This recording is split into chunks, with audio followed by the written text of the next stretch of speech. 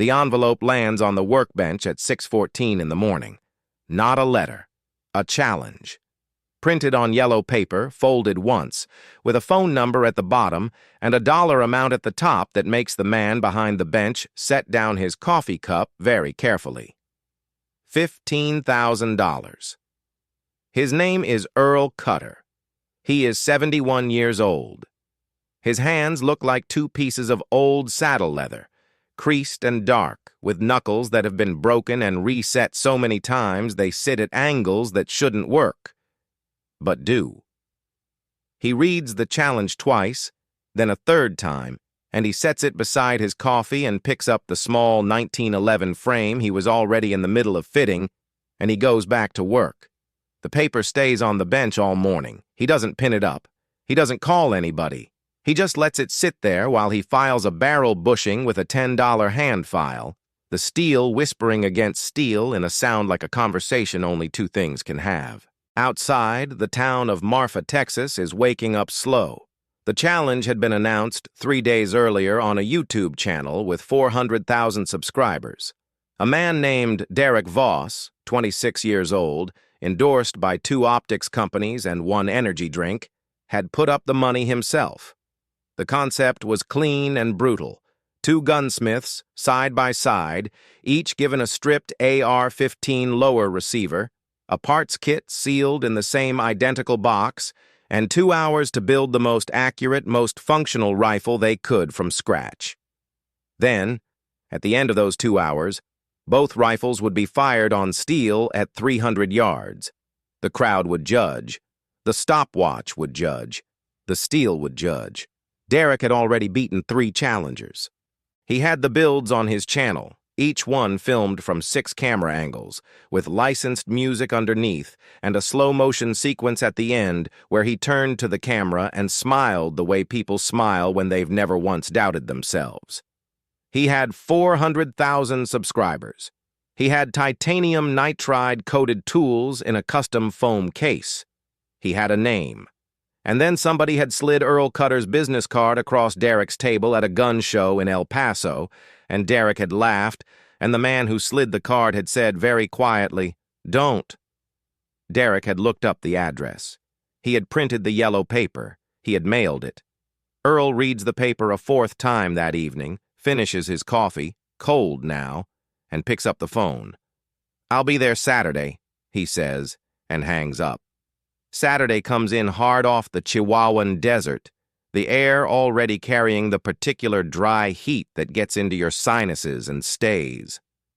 The location is a private range south of Marfa, a long flat property with a concrete awning and steel plates at various distances, the furthest ones just visible at the edge of where the brown land starts to shimmer. There are vehicles parked along the fence line. Trucks and SUVs, and 1 car with a roof rack that has camera equipment strapped to it. Somebody has set up folding chairs in a rough semicircle, maybe 60 people, maybe more, arriving in dust plumes from the highway. Derek Voss is already there when Earl pulls up in a 1987 Ford pickup the color of old rust. Derek is wearing a fitted shirt that shows the outline of someone who lifts 4 times a week, and he has a wireless microphone clipped to his collar and a camera operator following him at a respectful distance. His toolbox is a Pelican case, foam-lined, and each tool is placed in its own cutout with the precision of a museum display. He sees Earl get out of the truck and he smiles, and he says it loud enough that the people nearest can hear, "Is that your work truck or your good truck, old-timer?" A few people laugh. Earl reaches back into the cab and retrieves a canvas roll, the kind that closes with 2 leather straps. It's worn through at 1 corner. He tucks it under his arm and walks toward the table without answering. The rules are explained by a heavy-set man with a clipboard. Identical parts kits, identical lowers, 2 hours on the clock, no pre-staged components, no assistance. When the clock stops, both rifles get a function check, and then they go to the line and fire 5 rounds each at the 300-yard plate. The rifle that hits more wins. Tiebreaker goes to the better group. Tiebreaker of that goes to elapsed build time. Earl asks one question. "Are the barrel nuts the same brand?" The man with the clipboard checks his sheet. Yes, sir. All right. Derek watches Earl examine the sealed box and snorts softly, just barely audible. This should be quick, he says, and his camera operator gets a close-up of the identical boxes side by side, and then a close-up of Earl's canvas tool roll, which is clearly, visibly old. Earl unrolls it on the table. Inside are tools that look like they were made before some of the people in the crowd were born. A set of armorer's punches with wooden handles worn smooth. A torque wrench so old the handle has electrical tape wrapped around a crack in the grip. A roll of dental floss, which gets a confused look from the man standing nearest to Earl. A hand-lapped gauge for headspace, the kind that machinists now do with digital calipers, made of steel so polished it reflects the Texas sky like a small mirror. And one other thing which Earl sets at the far right of the roll but doesn't explain. It's a photograph, 4 inches by 3, black and white. He places it at the top corner of his workspace, propped against the edge of the table so it faces him, and he doesn't look at it. He just sets it there. Nobody in the crowd knows what to make of that. The clock starts. Derek moves the way people move when they've trained for speed. His hands are fast, genuinely fast, and he has clearly done this particular build many times. He reaches into the kit without looking and finds each component by feel, his fingers sorting hardware with the efficiency of someone who has memorized the choreography. There's a rhythm to it. The crowd watches him and nods and pulls out phones. Earl opens his box. He doesn't reach in yet. He looks at the components through the cardboard opening for approximately 4 seconds, as if making an inventory with his eyes. Then he closes the box, picks it up, and turns it upside down so all the parts fall in a controlled spill across a folded cloth he has placed on the table. Then he closes his eyes, not for a moment, for something closer to 45 seconds. The crowd notices. A woman whispers something. Somebody actually laughs. Short and nervous. Derek is already fitting his lower parts kit, fingers working, and he glances over and sees the old man standing there with his eyes closed and his hands at his sides, and something between amusement and contempt crosses his face, and he turns back to his work. Earl opens his eyes. He picks up the lower receiver. He holds it at arm's length toward the light, rotates it once, runs a thumbnail along the interior of the receiver extension area, checking for burrs, learning the specific tolerances of this particular piece of aluminum, because no two are identical, regardless of what the spec sheet says. This is the thing that 20-year-olds with fast hands and perfect kits don't know yet. Every part is a conversation. You have to listen before you can answer. He starts to build. His hands are slow, deliberate, specific. He does not move quickly. He moves precisely, which looks slow until you watch carefully enough to notice he never backtracks, never sets something down to pick up something else, never corrects a mistake because he hasn't made one. The trigger group goes in with an ease that comes from having installed, by his own rough count, over 2,000 trigger groups in a life that began in a machine shop in Abilene in 1969 and passed through an armory at Camp Pendleton and continued through 2 deployments he doesn't talk about at parties. 41 minutes in, somebody in the crowd says quietly, "Wait." Derek is assembling his upper. He is ahead on time, clearly ahead, and he knows it, and the camera operator is getting good angles. But the man who said wait is watching Earl's hands, and he has touched the shoulder of the man next to him, and now 2 people are watching, and then 5. Because Earl is fitting his barrel nut by hand, without a torque wrench.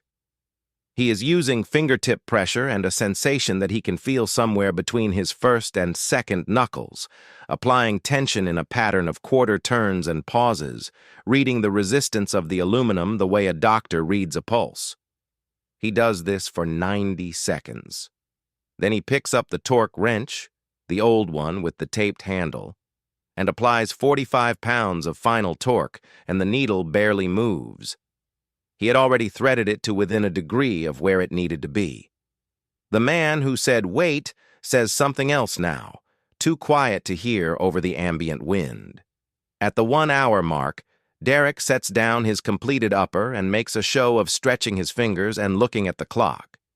He is ahead. His rifle is complete except for the optic, which he mounts with practiced economy. He turns to the crowd and 2 or 3 people clap, and he grins and looks at Earl's table. Earl is head-spacing the barrel. He uses the old gauge, the polished one that catches the sun, sliding it and rotating and listening. Actually listening, his ear canted toward the receiver as if the steel is telling him something in a frequency just below speech. And maybe it is. Maybe, after 50 years, it is. At the 1 hour 40 mark, Earl has his upper complete. He does not mount an optic. He fits iron sights, the fixed blade variety, the kind that have no batteries and no parallax and no moving parts, and that Earl learned to use in a place called Quang Tri Province in the Republic of Vietnam in 1971, where the humidity was so high that batteries corroded in 3 days, and electronic anything was a liability, and the only thing that never failed was steel and the man behind it. He does not tell anyone this. He assembles the complete rifle, closes the dust cover, racks the charging handle twice, drops the bolt forward. He holds it muzzle up for a moment with one hand, feeling the weight distribution. He moves the buttstock once, a single slight adjustment of his cheek-to-stock weld, then sets it on the table. He looks at the photograph, just for a moment, 2 seconds. His jaw doesn't change, his eyes don't change. He just looks at it, and then he turns to the range officer and says, "Ready." Derek is already at the line. The function checks pass for both rifles. Both feed, both eject, both pass the drop test. Derek makes a comment about even playing field now, and someone laughs. He chambers around and settles into his stance, and he is a good shot, genuinely good. The first steel hits with a ringing clang that carries back over the range, and the crowd cheers, and the second hits, and the third. 2 misses on rounds 4 and 5, one likely a wind drift, one that simply went wrong. 3 out of 5. He raises the rifle and turns around with the look of a man who expects to be standing where he already is. Earl steps to the line. He carries the rifle in his right hand, loose. The way you carry something you have carried so many times it has no more weight than your arm itself. He doesn't look at the plate.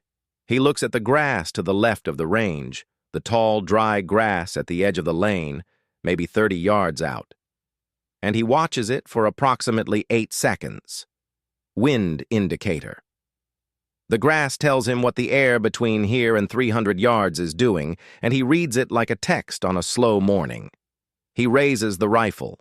He settles the stock against his shoulder in a motion so practiced it has no component parts anymore. It's one motion, the way breathing is one motion, indivisible.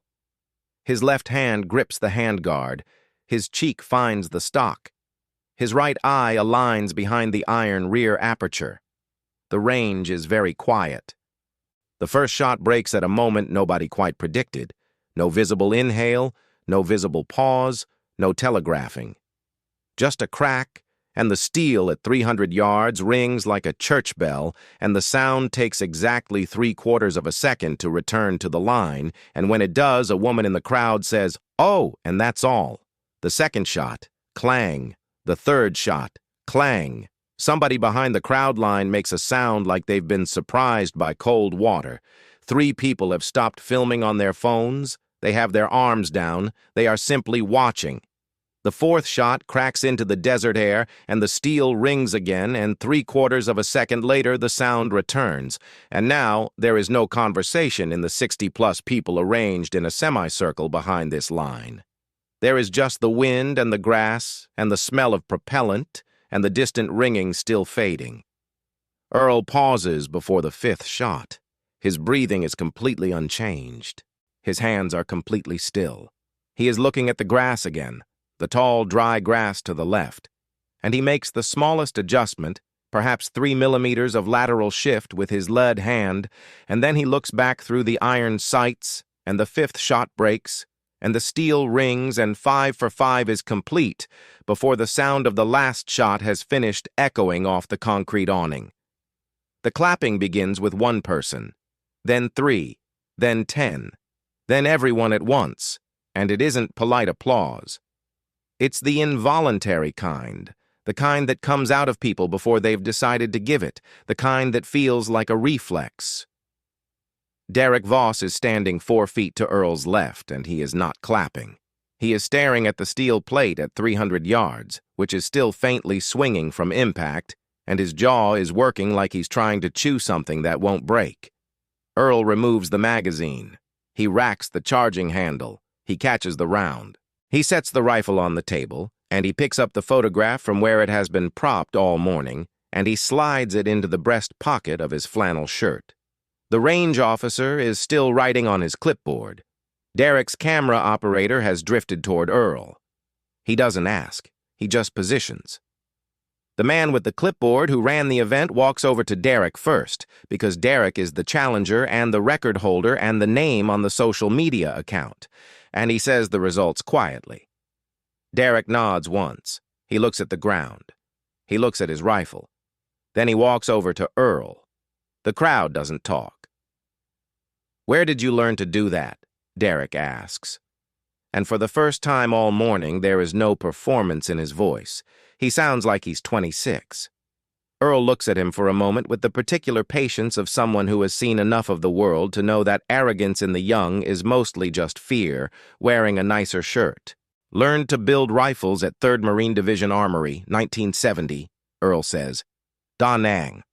Before that, Camp Pendleton. Before that, a machine shop in Abilene where my father worked, and his father before him. I have been fitting metal to metal since before you were born, son. Not because I'm talented, because I was patient enough to do it 10,000 times until I stopped making mistakes." The crowd is listening. "The iron sights," someone says, a young man in the back. "Why no optic?"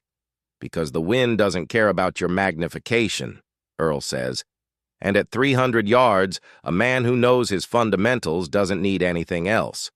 I learned that in a place where your scope fogged over in the first 10 minutes of a patrol and the mission didn't stop." Nobody asks the follow-up question.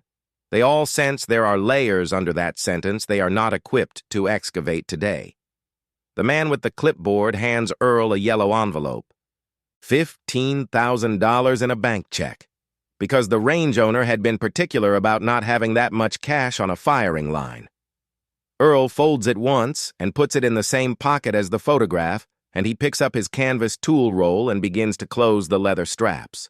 Derek is still standing there. "I have 400,000 people watching this," Derek says. "I've been doing this for 3 years. I've beaten—" He stops. He runs a hand through his hair. "I need to know who you are." Earl finishes the second leather strap. He picks up the roll.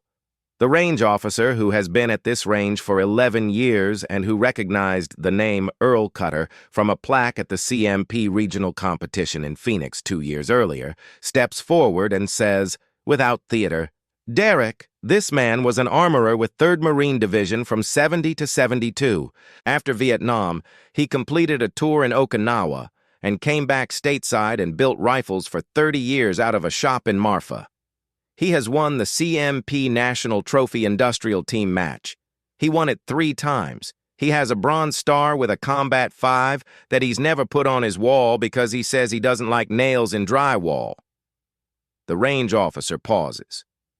"And his father's machine shop, which you walked past when you drove in today.